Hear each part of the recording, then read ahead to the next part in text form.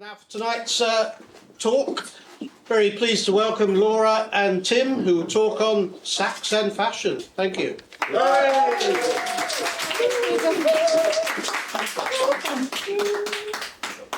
Okay. Good evening, everyone. Thank you for coming to listen to us. So this evening, it was going to be sax and fashion, but of course I wanted to put a little sexy spin on it, being that you are going to be treated to sampling some real live saxophone music, and I'm sure you'll agree that the saxophone is the sexiest instrument going. So, don't you? So yes, there's going to be a little spin on the, and I also very aware that you would all know about the history of fashion. So hopefully you might hear about something that you don't already know. We're going to try and keep it to under an hour. We're going to talk about who we are and what we'll be discussing, and I'm going to let Tim introduce himself. Oh, do you want to talk about how we met, darling? Yeah, so it might be a good start. So, good evening. For those of you who don't know us, because we're quite new to the club, I'm Tim, I'm a professional saxophonist. And for 39 years, I served with the... Next slide, come on. Sorry, it's slick. So I was with the Scots Guards for most of that, and then on the horseback with the Blues and Royals for the last... I don't want to think about it, but the whole career added up to about 39 years. On that stage, I kind of had enough of it, to be honest. So I left. So since then, I've been scraping together a living playing sax and teaching. And so when Laura and I met at the Chat Ball, for those of you who don't know. Yeah. So we realised straight away that we had a lot of things in common. Amongst them were music and a love of clothes. So obviously, when Clayton told us that we had volunteered to talk tonight, it seemed a pretty natural choice to try and merge the two things together. So that's how we got to tonight. So, Laura, would you like to introduce yourself? Yes, I should introduce myself. So I'm Laura, and I am a women's sensual style coach, which means that I help them unearth their sensual nature and express that via their dress. And I also moonlight as a burlesque performer at times. So yes, it's not unlike me to put a little naughty spin on the fashion side of things. And I'm a very happy man. Lucky man. So, Tim, I think you're going to... Yeah, there's a couple of notices. Yes. So I think the first one to say is if there is an emergency tonight, which is obviously unlikely, all we'd ask is that you stay seated just long enough for us to get out of the building. If there is a fire, there will be an alarm sounded. It will sound something like this.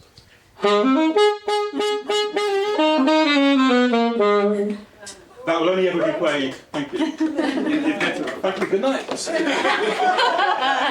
If you have any questions throughout any of this, please feel free to put your hand up and we will ignore them. Don't feel, because we've been to talks before and we thought, that's something I really want to ask, but you have to try and remember it to the end, which by that time you've forgotten. So if you have any questions, keep them to yourself. No, put your hand up and ask, and we will do our best to answer. Indeed. So, shall we crack on? You're going to discuss the beginning, the birth of the saxophone. So, but before the saxophones. Before the saxophone. So, for the start of this, I want to take you back to the 30s, okay, where a young chap called Adolphe had a dream. Luckily, it was the 1830s, and it wasn't that Adolphe. So this was Adolphe Sax. Okay, Adolphe Sax had a dream. Okay, it was a bit bonkers at the time. Bearing in mind, this is what music sounded like before the sax was invented. This is what people were listening to at the time, around about 1840. So sad. This is a rave of the day. This is a night out.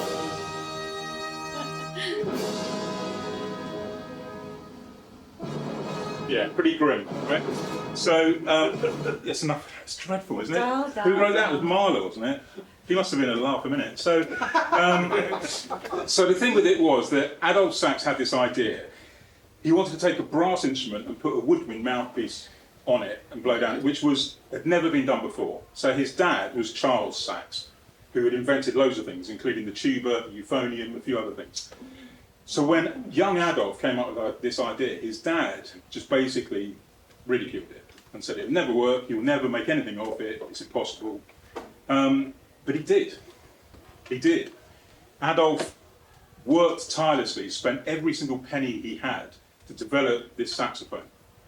And in 1846, at the age of 32, he unveiled his first saxophone. But because he had lost all his money spending every single penny on it, bits fell off when he unveiled it at the Paris exhibition. And the next day, the press had a field day, taking the mickey, drawing silly cartoons of this ridiculous instrument. And needless to say, he was pretty crushed. So, our first tune, This All Works, it'd be an absolute miracle. So, in 1886, a little bit later, Camille Saint-Saëns wrote, very good, well done, very good, slick, wrote The Carnival of the Animals, and one of the movements was the swan. So he actually wrote it for cello, okay? But he was heard later to say, I wish I'd written it for the sax, because it's so much cooler. Yes. So, I mean, I'm paraphrasing. So but did Anna Pavlova. something like that, yeah. So I'm going to play you a bit of The Swan. The idea tonight, by the way, is to show you the progress of the saxophone through the ages. So from 1846, almost to present day. So, let's hear a bit of The Swan.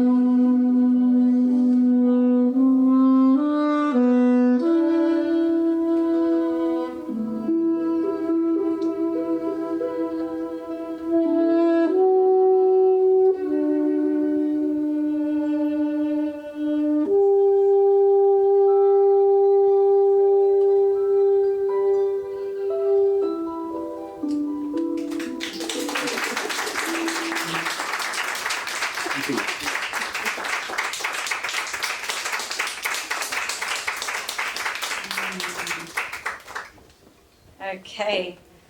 Oh, so we might just have to sort of awaken ourselves out of that reverie. I think you'll agree it sounds beautiful, even a classical piece of music being played by saxophone, which you probably haven't heard very often. So What a treat for you. So now I'm going to vamp things up a little bit in my way, and I'm just going to talk a little bit about the seductive highlights of fashion as we move through the ages, along with the evolving of the saxophone and music as well. So I liked this quote: "To seduce is to render weak," by Jean Baudrillard, which I think both fashion and music has the power to seduce. I'm sure you will agree. So throughout the history of fashion and what we choose to adorn our bodies in, women have skilled themselves in the art of seduction as one of the many routes to feminine power, creating an uncompromisingly erotic presence within lingerie, feathers, silks and laces, whether via the boudoirs of the Belle Epoque woman or on the catwalk of the late 20th century. Fashion has played a prevalent part in setting the stage for setting the tone, well done me, might work, but you know what I mean, and atmosphere for seduction, as has music. Moving on. In the 1840s, as you will see by these images, women's fashion was very cumbersome, heavy and restrictive. They were laden down with large crinolines, hoops, many layers of underskirts, garments, bustles, cloaks and bonnets, not particularly sensual. But luckily now the saxophone has been invented, things begin to get a lot sexy. So historically, temptresses have used clothing to create the expectation of delight. And they knew they had the power to do this as men responded so beautifully just to the idea of sex. Hence why by revealing and concealing certain parts of the female body, women had the power to lure, fascinate and excite. And I have got a question here. You are so welcome to get a little bit interactive. Which period of fashion, because you've got a little chart here of some images representing the various decades, which period of fashion or article of clothing do you most associate or do you find the most seductive or erotic? Does anyone have? 1980s for women. 1980s, that's a very good one. Yes, I like that. Yes. And that was so easy to set up on this 1980s slideshow for as the well. mullets, You have to forget those, pink absolutely. singlets and Unless that's what you like. stubby shorts, classic I think vibes. the 1910s are really. I love the 1910s 1910s too. Yes, I agree. Yes. 1960s for me. 1960s. 1960s Mini skirts. Yes. Gushy 30s. 1700s. I love this. It's going to be such a wide variety. It just goes to show how subjective the theme of what people find. Yes, exactly. I mean, we all The Gibson Girls. Yes. Okay. Well, we're going to be touching on most of these, so yes, we shall continue. And I had a little quote here. Hers is the first move she has to track and ensnared the nail by looking seductive. She exerts her powers by way of artificial plumage. To prevent the male from escaping, she has to keep him perpetually excited by changing her shape and colours by every means fair and foul. In the traditional battle of the sexes, dress and its accessory arts are her offensive weapons. So now we shall start to move through the decades from the 1890s up to, I stopped at the 1990s, there really wasn't much going on after that. I'm sure you will agree. There's only so much you can do with the tracksuits, isn't there? Yes, exactly. Amen. And the many varying tastes, as we've all just heard with our varying opinions on what is seen as sexy, how fashions were transformed and reverted back to other styles and how they evolved over time. So later on in the 1800s, the old rigid society mould was visibly breaking up. That stuffy Victorian style was beginning to dissipate, and the younger women were able to loosen up a little bit in sports-led costumes, because sports for women were becoming a little more acceptable, and their dress became visibly simpler. In 1892, the dramatic protruding bustle had completely disappeared, and the silhouette was associated with the 1890s, took hold, which was that classic S shape during the Edwardian period, designed as a healthier alternative. These new corsets did focus quite heavily on, let's say, highlighting, emphasizing all of the most erogenous zones of a woman's body, pushing the breasts forward, nipping the waist in, and pushing the bottom out.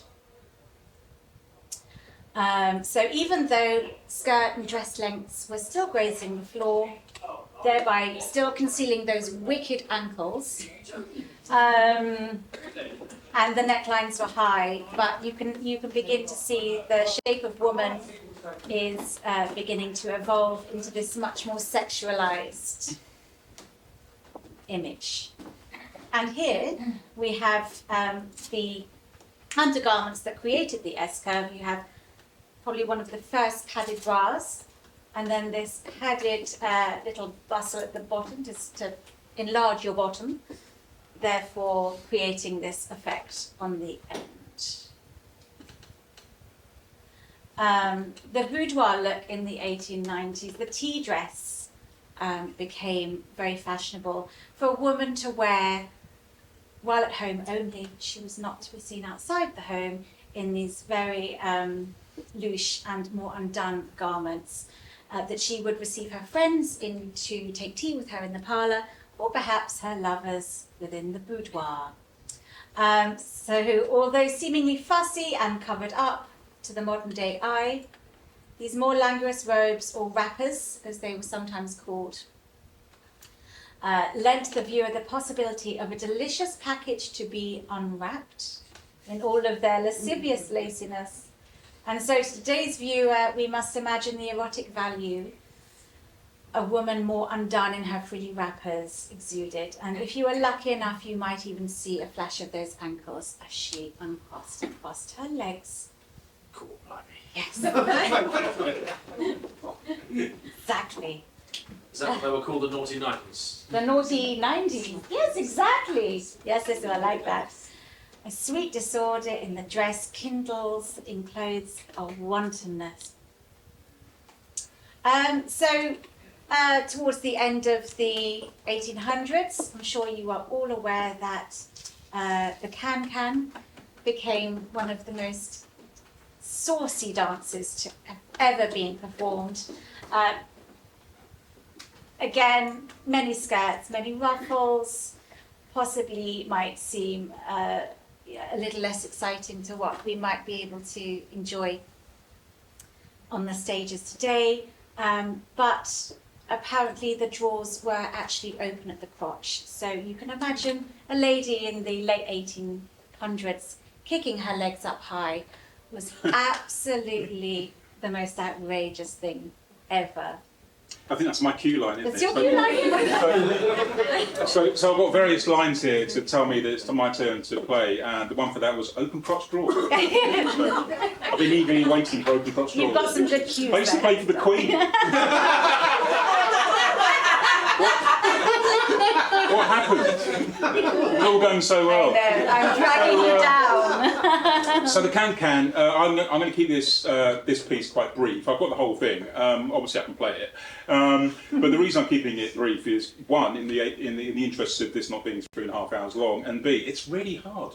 So I'm going to play the can-can. So if you didn't know, the can-can's from Orpheus in the Underworld by Offenbach, and this is the last scene where all the gods are going mental, basically, on stage and getting drunk and cavorting around. That's what it originally was, anyway.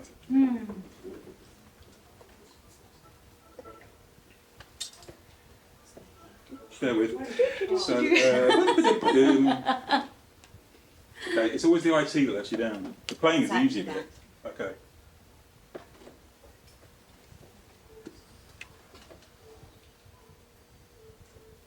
It's quite quiet.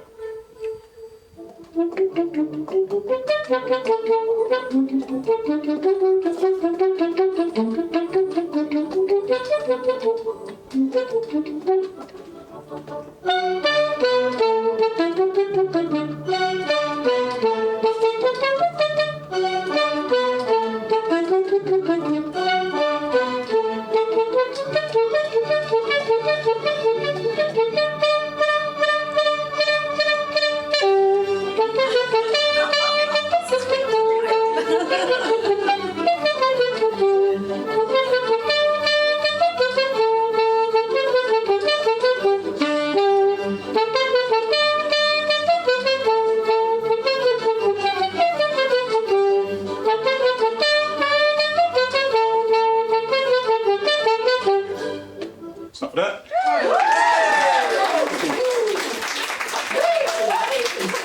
Oh, Russell, yes, go on. I wanted to say one thing, and my brain wasn't working fast enough, but basic instinct. Yeah.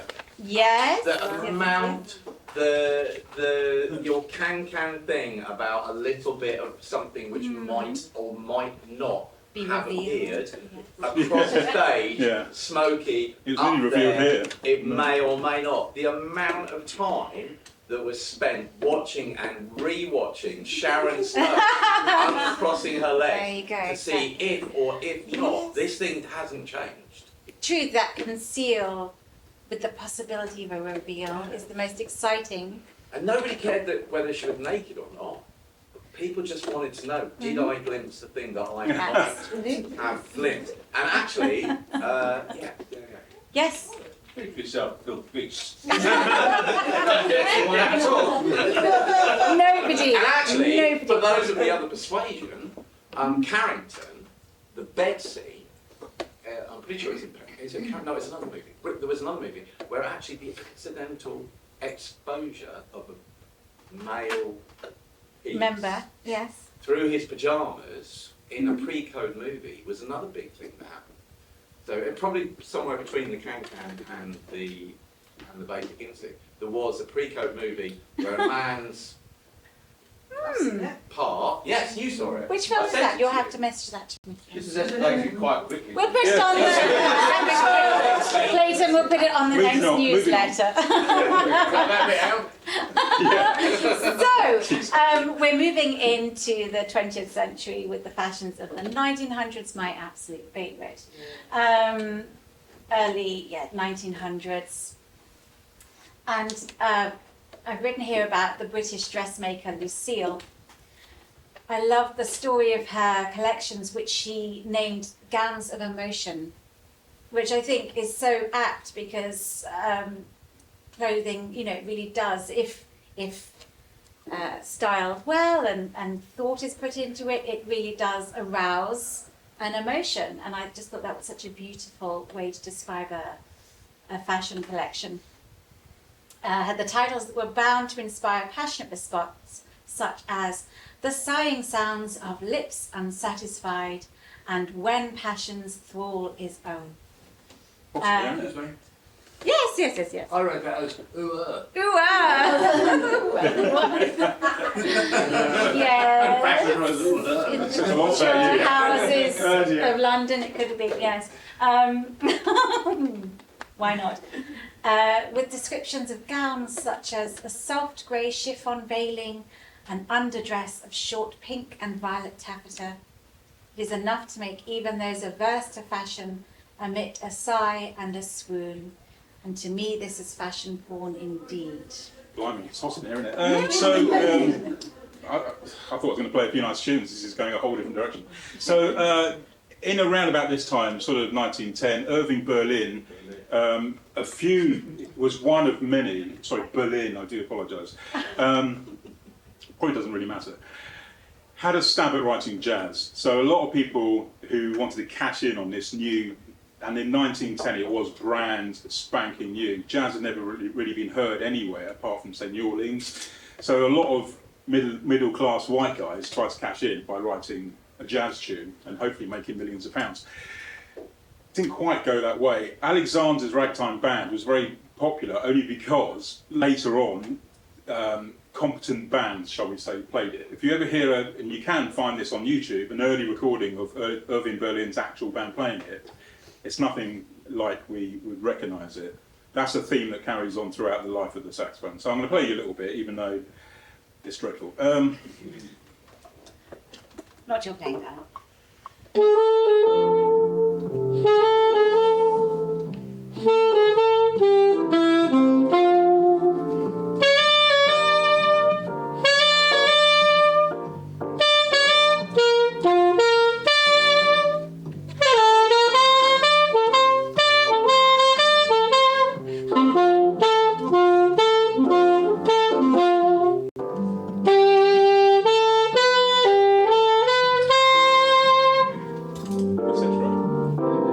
So you get the idea, it's very stable. We wouldn't really call it jazz as such, but we'll see how that progresses through the years. It's ragtime, isn't it? It's ragtime, but it's not even that really. It's very Scott square. Joplin and that Exactly. sort of- It's very There's square. that song about the ragtime infantry, you know, they're going to biff the Kaiser and that, you know, so that was the Yeah. music of the Great War. Yeah.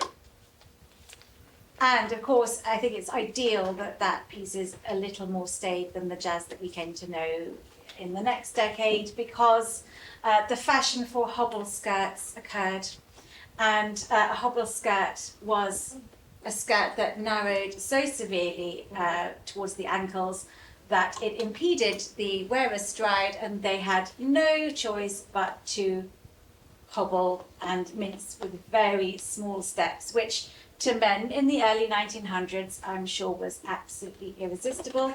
Probably made her bottom wiggle as well.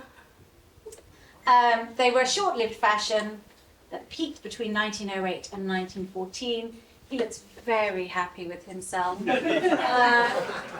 And at the bottom of this picture, I don't know if you can see, it says the hobble skirt. What's that? It's the speed limit skirt. And the next time that we would see a skirt emulating or just significantly impeding how a woman would walk and move was to be in the 1950s with the aptly named wiggle skirt. Also in the 1910s, you had the liberation from that still very heavily corseted S-bend silhouette. Paul Poiret came to the forefront with his very exotic Orientalism designs. Salomania, inspired by Oscar Wilde's Salome, was it just took over all of Europe, who were absolutely intoxicated and obsessed with the exoticism of the Orient. And there were many 1001 Nights themed parties. So the shape became looser, easier to wear, more free and liberated for women. Tunics, harem trousers to represent that Orientalist look, turbans, very much also inspired by the Ballet Russe, who were really at the helm of the arts and ballet at that time. And it was the perfect time for Art Nouveau femme fatales as well, definitely inspired by a lot of the literature that was very fashionable at that time. And Tim is going to be playing you very soon a piece that you'll all know very well. You'll probably most associate it with two very well-known ice skaters. But the story is actually that, surprise, surprise, Ravel did not write it for Torben Dean. He was asked by the Ballet Russe star Ida Rubinstein to compose a piece of music for her. And so Bolero was born, and Ida Rubinstein, who is here, was a very tall, slim and slinky figure. She was very ethereal and exotic looking. And when you listen to this, I hope that instead of envisioning Torben Dean whizzing around that ice skating rink over and over again, you perhaps might be able to imagine the long and sinuous body of Ida Rubinstein swinging along to the strains of the repetitive but hypnotic phrases. And the costumes were designed by Leon Bakst, who again brought Orientalism to the forefront of fashion with his very fantastical and exotic designs. Well done. Okay. So, Thank you. yeah, so in the world of the saxophone, things were picking up a pace. Production had stepped up. There was more interest because composers were starting to incorporate it into their works, including Bizet and Debussy, and this, which is Bolero. Ravel actually hated it. He only wrote it because he was commissioned to do so. He ended up absolutely hating it because of all the works he wrote, some of which were actually very credible. He got known for this, and every time he did a concert, he was asked to play it, and he ended up absolutely hating it. It's not exactly one of my favourites because it goes on for 14 minutes. So if you've ever played anything for 14 minutes, you end up, after a few performances of it, feeling similarly to Ravel. But here's a bit of Ravel's Bolero.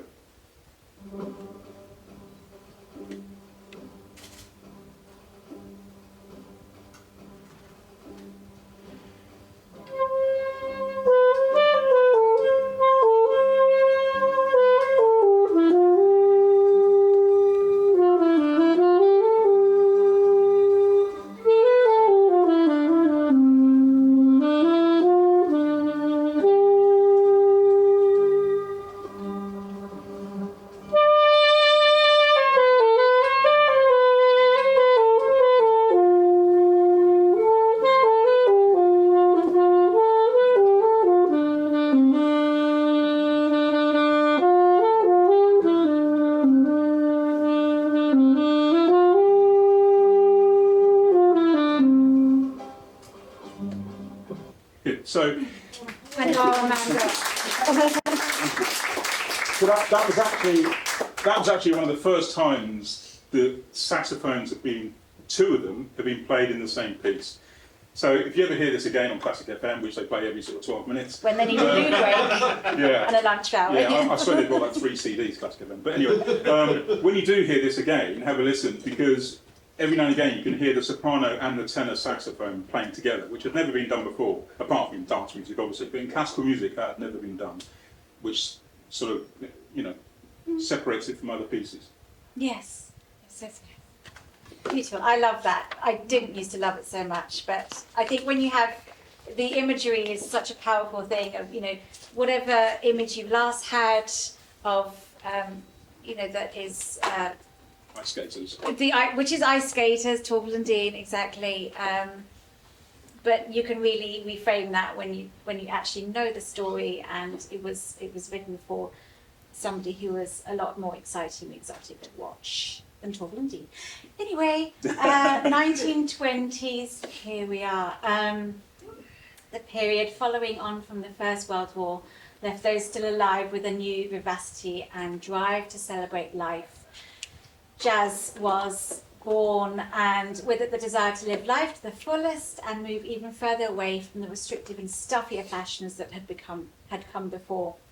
Dresses were shortened to the high calf, or even more shockingly above the knee, so that women could shimmy more easily to the strains of the jazz bands playing the Charleston. Disgusting the older generations of the left from the Victorian and Edwardian ways, they despised the flappers and bright young things whose carefree debauchery and desire to live fast and bear it all were often featured in the newspapers, scandalising the nations, as did the music, which took on a much livelier feel. Yeah, so in saxophone world, people were trying to jump on the bandwagon. Obviously, everyone knows about the racial tensions at the time. What generally happened was that black people would write this incredible music, white people would try and play it, didn't do very well, so the black people, musicians, tried to make it more and more difficult. So this is just before that happened, and we'll come on to another, things like bebop, which was written by some virtuoso saxophonists, thinking that the white people could play it, so that they would get the money, they would get the sales, and of course it didn't quite work like that. So this is where the saxophone really hit its boom period. So the 20s were massive for the saxophone. Everybody wanted to play one. You had whole families buying one each and starting to play them, and would all sit around the piano playing them. It's hard to imagine that now, but it actually did happen. The only other example of that is when guitars took off in the 1960s. But this was the boom period for the saxophone, and this was one of the most popular tunes for people to learn for obvious reasons, because they could play it and everyone could dance to it.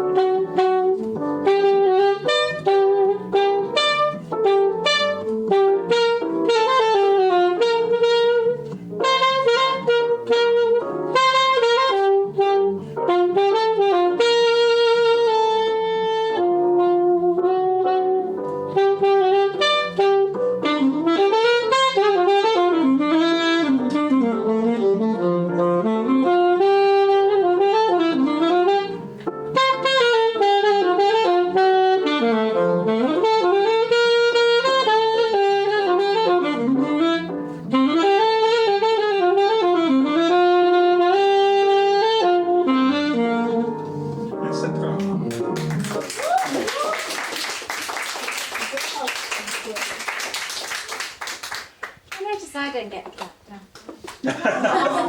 Okay. I think we're just too shy. I just imagine you really wanted to. Anyway, so during the 20s, the legs were at the height of erotic interest. With high hemlines, legs came decorated with stockings, ribbons, and rouged knees. Painted knee. Indeed. The chest was out of fashion, as the most seductive shape of woman during this period was a straighter, more androgynous shape. Next enjoyed later in the 1960s and again in the 1990s. This was the perfect figure for showing off straighter drop waist dresses and slinky beach pajamas. Totally accepted. Expecting that, Lindsay. The female body was now more in view than ever before, with shock horror bare armpits. Had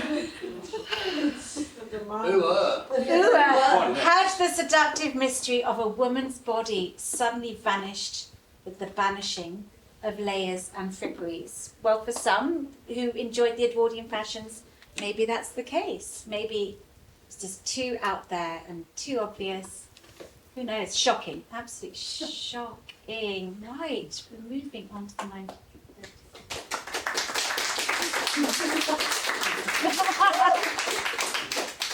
So this is another example of a middle-aged white guy trying to cash in my opinion.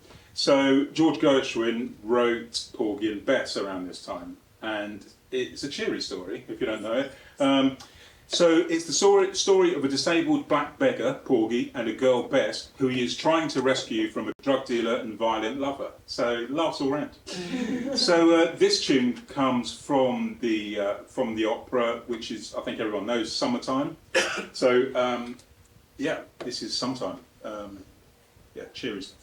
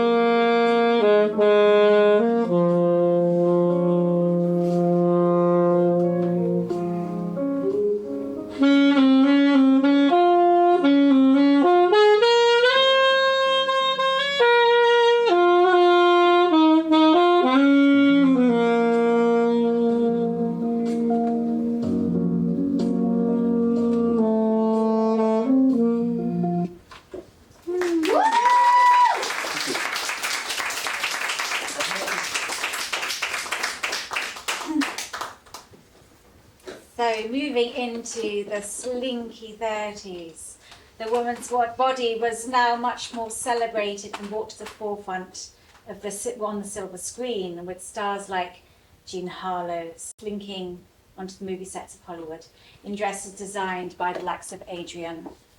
And these dresses were very often inspired by the Parisian couturier Madeleine Vionnet, who worked with a lot of draping and bias cut gowns that were cut on the round to cling to the curves of a woman's body. And they were often using the nudist of shades to whites, ivories, silks and satins to really cling to the body and give that effect of nudity. There was also very much a Grecian inspiration to these gowns. They were twisted and wrapped and draped around the natural form of the female body, and they were really freeing them within movement and expression. Very good. Yeah, so the piece I'm going to play for this period is Harlem Nocturne, which, although it was written around now, was obviously, a lot of people will know, used for Mike Hammer in the 60s, which was a detective series, which was very popular. And it had a little bit of renaissance at that period, because people heard this music and thought they want to play it. So it did have a little bit of renaissance then.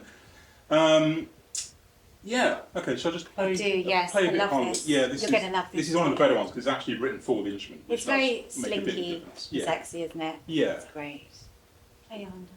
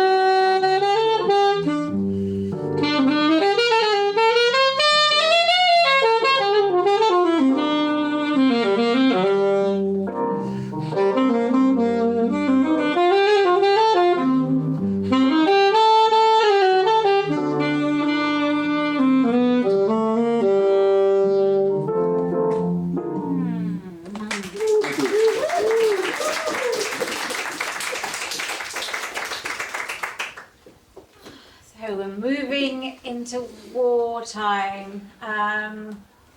And if we're going to talk about the more erogenous zones as expressed via clothes and interest, the legs were it. They were probably one of the only things that they could flash at those times, being that obviously clothing was not high priority during the wartime.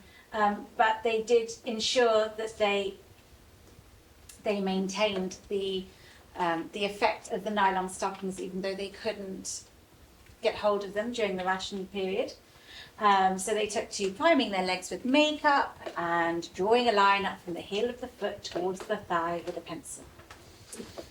Hair and makeup, i.e. the famous 40s red lipstick, was embraced as a way of maintaining feminine dignity, strength, and giving the proverbial finger up to the devastating effects that Germany's invasions were having on the world. And so we've got a picture here of two friends drawing lines up each other's legs. And I like this poster here, packing food for the boys or meeting him on leave with Pond's lips and Pond's dream flower powder. And it was, really just representing the fact that it was important to keep up appearances and to welcome the boys back home looking as best as you could.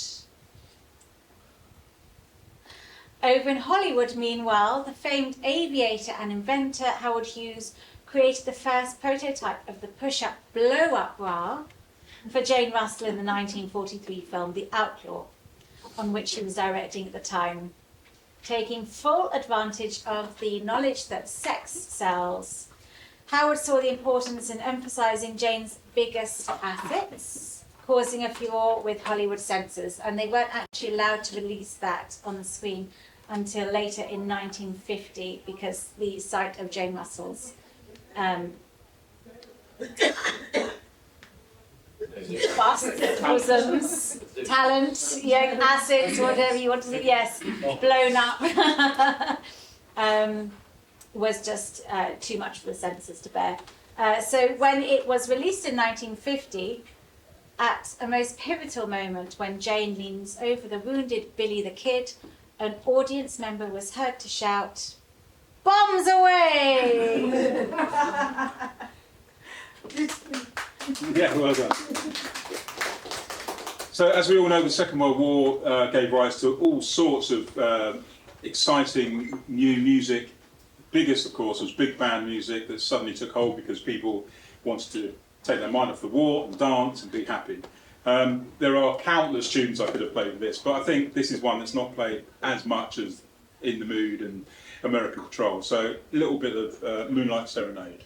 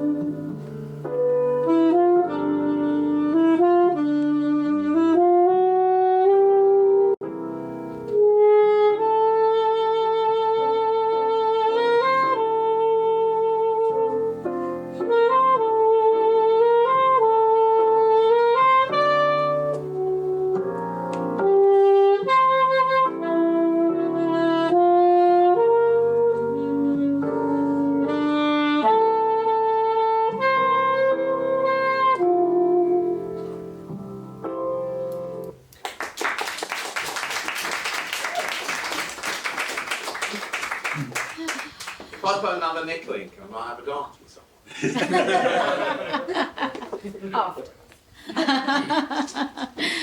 We have to whiz into the 1950s now. What's happened to my S? It slipped.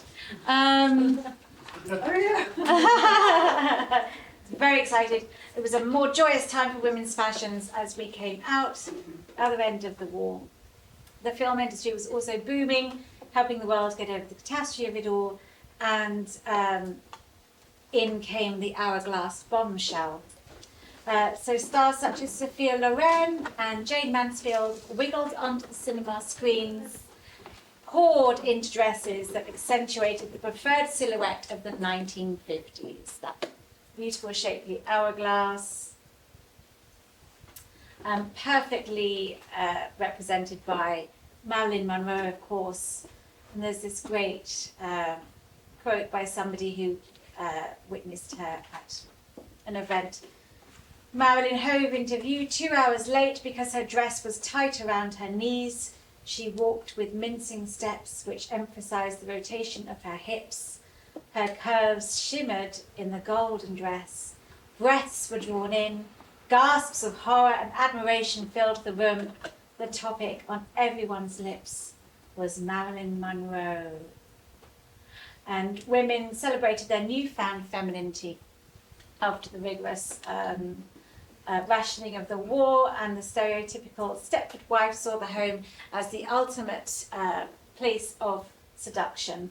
And props including the Merry Widow corsets, bullet bras, stockings, tight sweaters, tight skirts, and high heels ensured that they maintained their own subtle sense of feminine aggression. So even though by today's standards we might not think of the 50s housewife as an empowered figure, to many of them it was a way of asserting their own feminine sexual power. Debate after, if you like. The wiggle skirt emulated the same idea that we discussed in the hobble skirt, clasping the woman's legs closer together to inspire a small stepped wiggle, like walk, accentuating attention on the bottom. But for those who like to get involved with the swing and rock and roll dance and music movement of the time, flared A-line skirts made it easy to swish and twirl in. My S has dropped again. So the end of the war, yeah, not too much. So the end of the war heralded lots of brand new music coming in, and one of them was bebop. So it was called bebop, in case anyone doesn't know, because people like Charlie Parker, who was probably the greatest saxophonist who ever lived, pretty much between him, Dizzy Gillespie, and a few others up for debate, invented this style of playing, the articulation in the notes basically emulating the sound bebop. So this is a really good example. This is actually, believe it or not, written in 1946. I thought this was later because it's actually quite sophisticated, but believe it or not, it's actually 1946.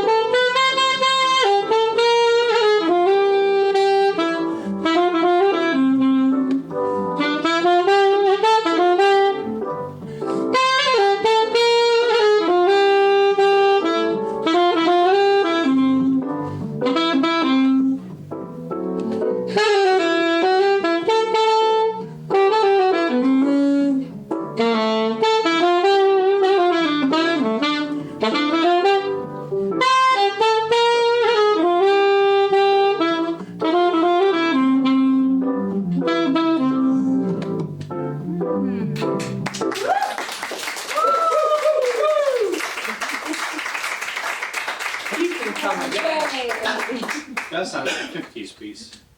Sorry? Yes. It does sound like a 50s piece, yeah, you would think it was, but it's actually 46. So there you go. You have 10 to tell me now. Because that... Sorry, I've got one more actually for the 50s. We do that one now? Oh yeah, right, Yeah. okay. Let me just do the 50s one, then we can move on to the 60s, which is where things went seriously wrong. I think guitars. So this. I'm just going to play a little bit of this because I'm aware of the time, but it's worth mentioning that in 1959, really into the 60s, cool jazz hit the UK. It had been going on sort of the east coast of America for a few years. Dave Brubeck led the charge and basically brought a brand new, fresh, cool sound to the UK. This is take 5. It was actually not written by Dave Brubeck, it was written by Paul Desmond, who's a saxophonist. And believe it or not, Paul Desmond was a classical saxophone player first. Learned his incredible technique through that, and this was based on a warm-up exercise, believe it or not, that he actually used to warm up. When Dave Brubeck heard it, went, "What's that?" And it became their biggest hit. Yeah.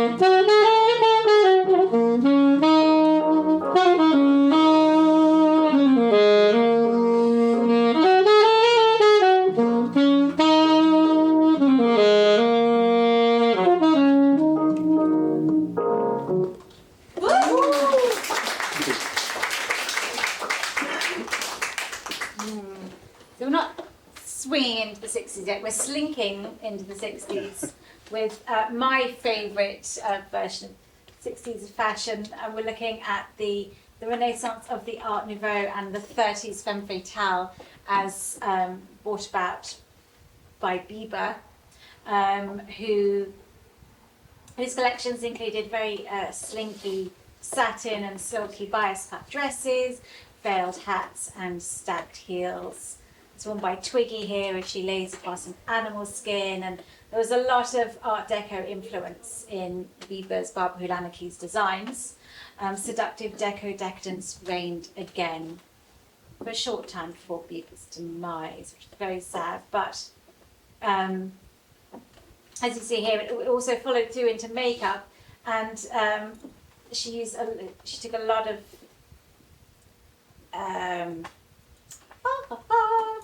she was very influenced by the looks of the earlier 1900s femmes, Theda Bara. So she's trying to emulate the looks of the eyes with the makeup that she produced. An Egyptian. Yes. Indeed. Theda Bara and Greta Garbo. So yeah, she was very influenced by the Vamps and the Femme Fatales from early on 1920s, 1930s.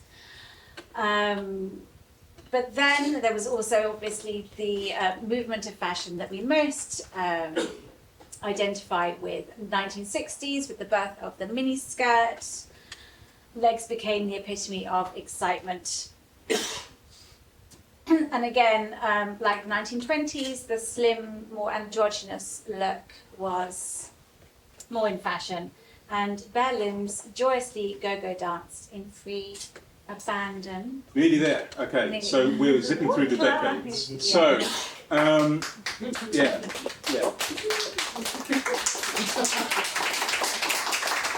Not very The 60s is a dark period in the saxophone. So basically what happened, Wilderness years. yeah, everyone took the guitar on, became obsessed with guitar, and the saxophone was reduced to being a backing instrument, which was horrific.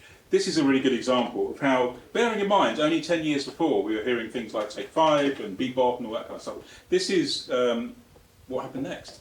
I feel good.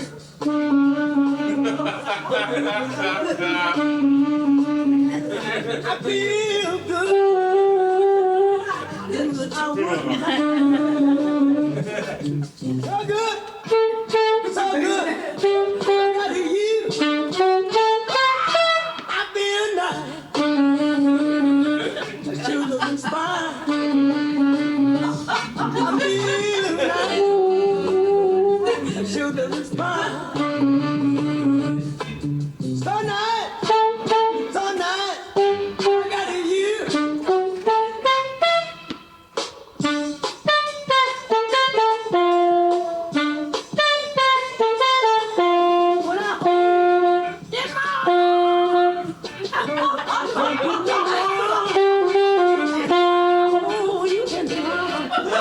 So you must be very tired after that song.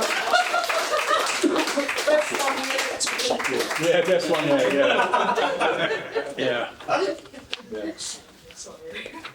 I see it as a dialogue. A dialogue. Yeah. Okay. Yeah. Maybe that's a nice way of putting it. Absolutely. Yeah. Okay. Two instruments, yeah. I like it. Are we moving on? We're moving on. We're moving on to the 70s when disco blew onto the scene and hot pants and platform shoes were de rigueur in the nightclub. The sexual revolution was in full swing and no part of the woman's body was off limits to flaunt and celebrate whilst gyrating in Studio 54. So in the 1970s, these very languorous jersey cut dresses, cut-out shapes, low V necklines, high slash to the thigh, very much Halston's signature. But harking back to the 30s and Madame Grey's Grecian shapes as well. And Halston was really seen as the modern-day architect of the body. So he was working with that jersey, slashing and draping it over the female form to form very provocative and eye-catching lyrics. Not sure what happened there. Slinky shapes. Slinky shapes. Slinky shapes. Oh, and here's something for the ladies, because all of you gents have been getting these photos. So I found out that there's some fellow called Tim Capello, who was the sexy sax man of the 1980s. Oh, 70s actually. I think it was, yeah. We're still in the 70s. Ignore that. Bodybuilder, famously playing topless on tour with Tina Turner and Peter Gabriel. So enjoy, ladies. And you don't have to take your top off. Okay, moving on. So the 70s was, there's a few things being written, but most of them are rubbish, like Baker Street now, and I'm not playing that for any money in the world. So, yes, you will for money. well, no, it's my agent. So moving on. So I've chosen. I couldn't find many pieces for saxophone that are actually any good for the 70s. Most of them are absolutely dreadful. But this one I think is probably the best one. So this is a bit of jazz fusion for you. Quite a long intro, so feel free to talk amongst yourselves. Really long. Where should you go make tea when you're rehearsing? Yeah, I know. Yeah. Still quite a way to go, but it's worth it in the end.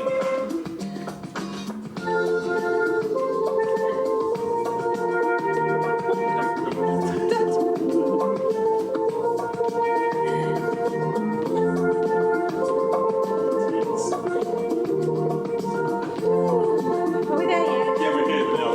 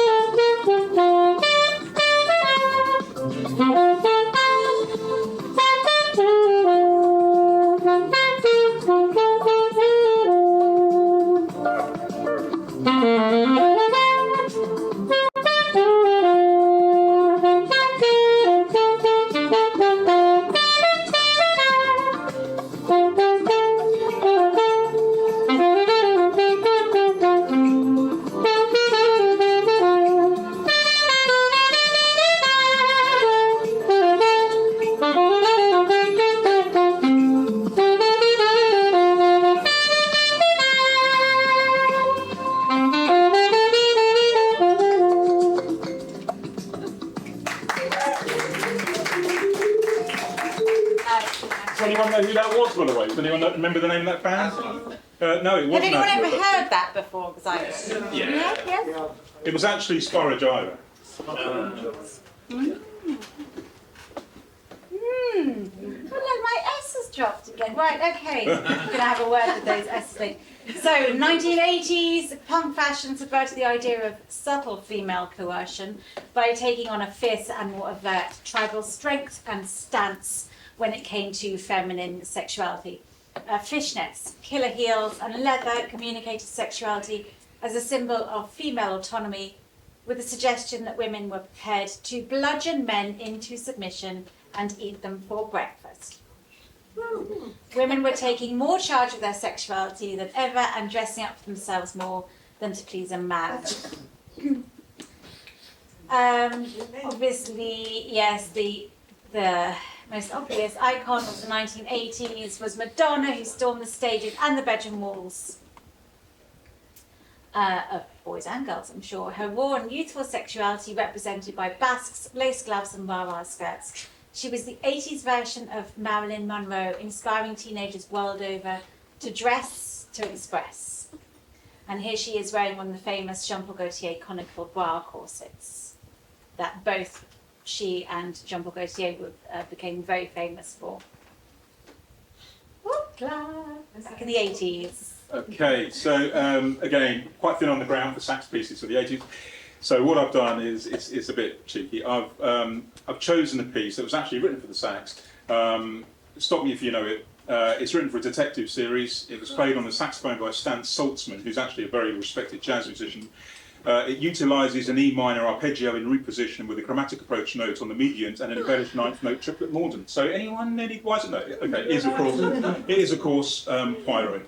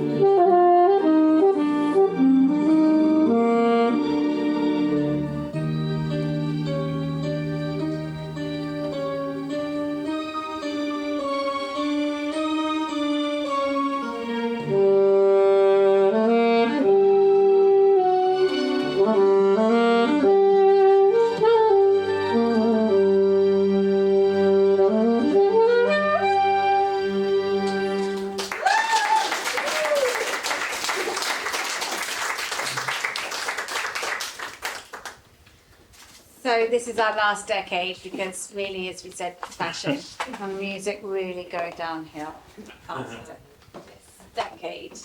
And here we've got, this is Bill Clinton, isn't it, at his that was the inauguration, yes.